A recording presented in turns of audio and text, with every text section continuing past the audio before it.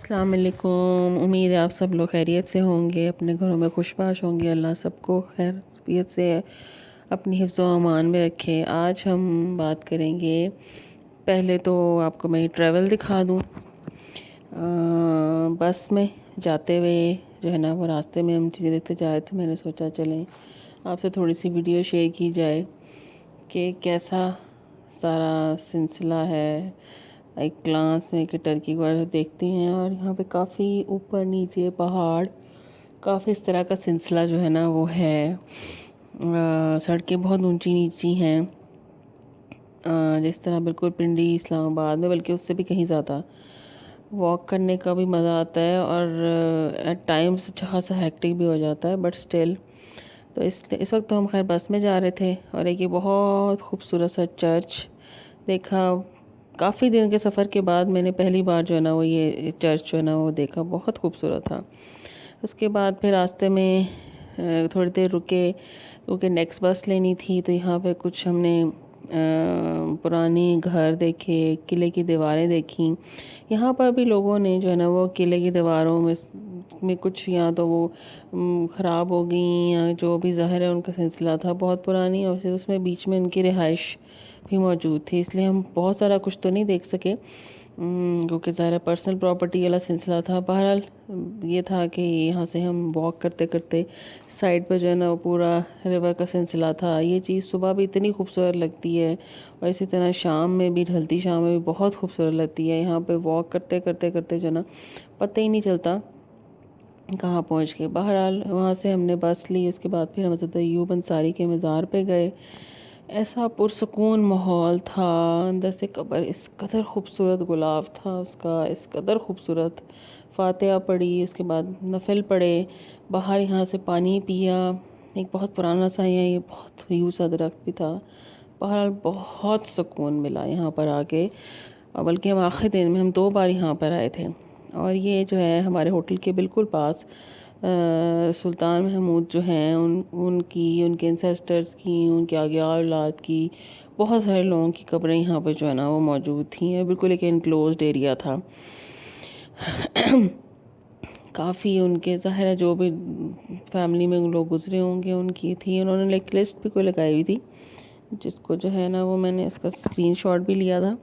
बहरहाल ये भी बहुत पुरानी ग्रेव्स थी और ये एक टनल भी था बीच में, जिसको मैं खैर उन्होंने बंद किया हुआ था, मे भी कोरोना की वजह से, क्योंकि बहुत सारी चीज़ों के जवाब हमें इसलिए नहीं मिलते थे कि जी वो लोग कहते थे सिंपली कि हमें इंग्लिश नहीं आती। आई डोंट नो कि वाकई ऐसा था नहीं था, ये एक थोड़ी सी एम्बिग्यूटी है।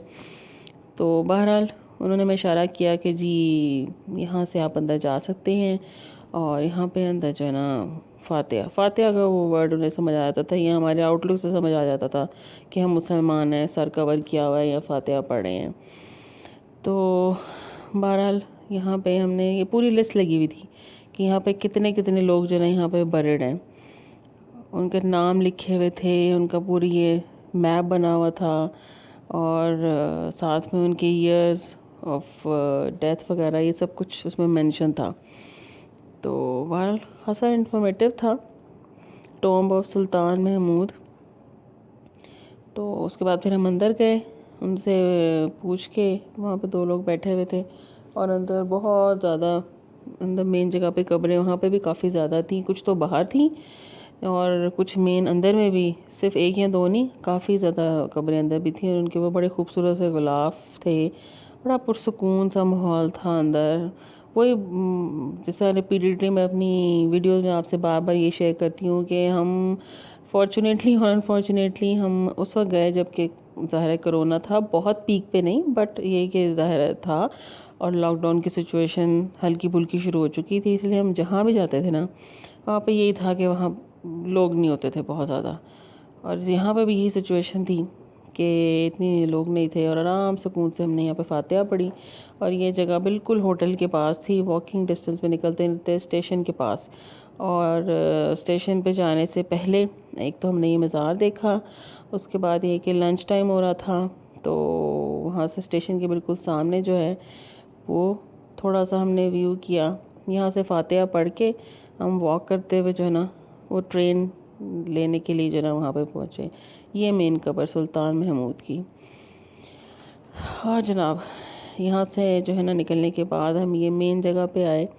ये कुछ शॉप थी तो मैंने कहा कि चलें यहाँ ज़रा पराठा भी ट्राई करते हैं। हमारे वैसे पराठे तो ऑब्वियसली बहुत अच्छे होते हैं, लेकिन ये कुछ शॉप थी बिल्कुल स्टेशन के सामने।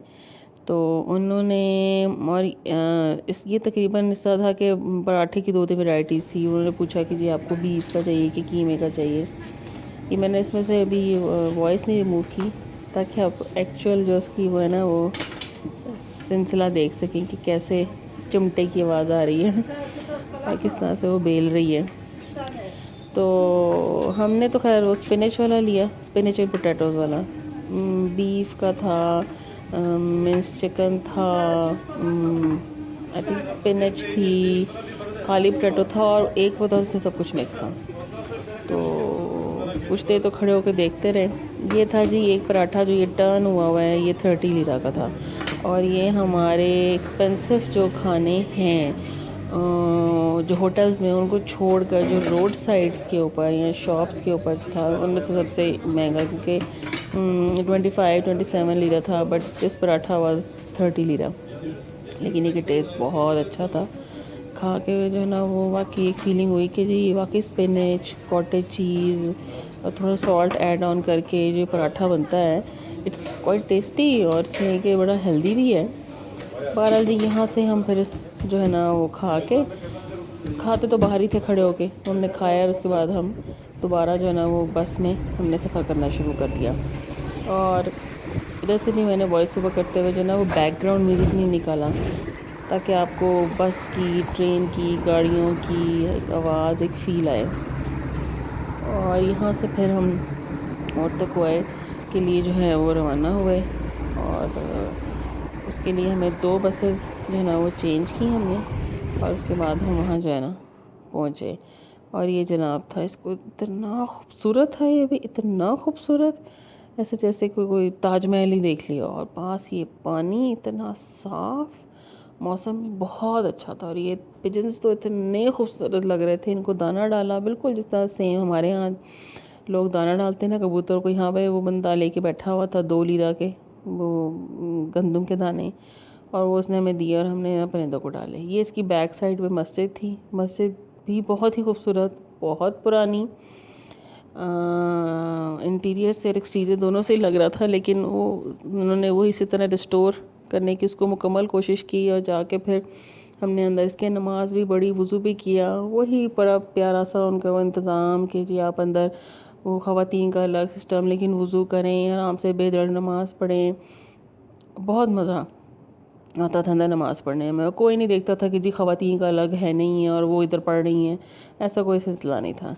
और ये इंटीरियर था अंदर से। यहाँ पे इसी तरह ही जिस तरह मुस्लिम मसाजिद में इनके यहाँ अल्लाह, रसूल, मोहम्मद, अबू बकर, उस्मान, अली, इस तरह हज़रत सब जितने भी सहाबा कराम हैं या जितने भी जो मेजर खुलफाए राशिदीन हैं, उन सब के जो ना वो नाम अक्सर मस्जिदों में इसी तरह ही नज़र आते थे, इसी तरह ही सर्कल के ऊपर लिख कर।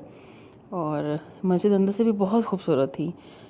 ऊपर से इसका रूफ टॉप इतना खूबसूरत, प्लस इंटीरियर अंदर से बहुत खूबसूरत, ग्लोब्स बहुत प्यारे, और देखने का बहुत मज़ा आया अंदर से। और इतना सुकून, इतना सुकून। और दूसरा है कि वो मास्क के बगैर नहीं अंदर जाने देते थे। और जो है ना वो किस किस्म की शोर या इस किस्म की किसी किस्म की चीज़ की ज़रूरत नहीं थी। तो यहाँ पे हम थोड़ी देर हमने समुंदर को एंजॉय किया।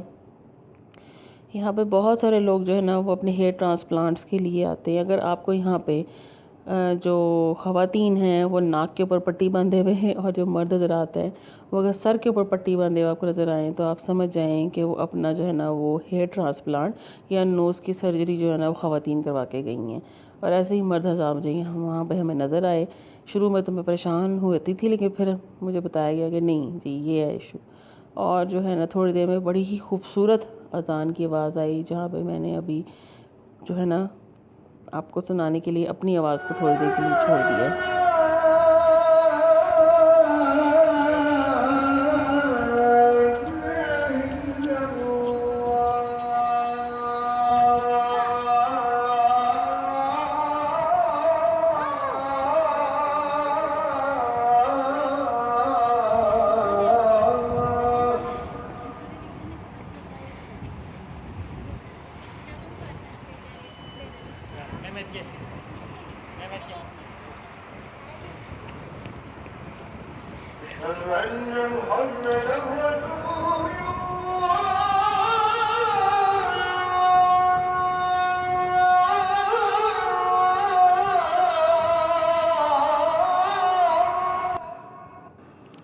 और जनाब यहाँ से हमारा वापसी का सफ़र स्टार्ट हुआ। अब फिर हमने मज़े की walk and walk and walk, और बहुत ही मज़ा आया वॉक करने का। और उसके बाद हमने जो है ना वो खूब एंजॉय किया वॉक करते करते। और यहाँ पे वॉक का पता ही नहीं चलता था। जब आप वॉक करते थे आपको आइडिया नहीं होता था कि आप जो है ना वो कितनी देर में कहाँ पहुँचे हैं। माहौल साफ़, और यहाँ पे यूजुअली लोग वॉक ही करते हैं, तो इसलिए वैसे भी मज़ा आता था। कुछ ये है कि कोरोना की वजह से बसेस जो हैं उनका थोड़ा सा स्पैन लेट हो जाता था। आपको जो बस अगर 10 मिनट में मिल रही है तो वही बस अब आपको ऑलमोस्ट 20 मिनट्स तक में मिलती है। तो हमने सोचा कि चलो इधर वॉक कर लेते हैं। बहरहाल जी यहाँ हमारा सफ़र जो है वो आज के दिन का एंड हुआ था। रास्ते में ही एक स्कूल भी था, और बस मज़े करते करते जो है ना हम होटल की तरफ गए और घर जा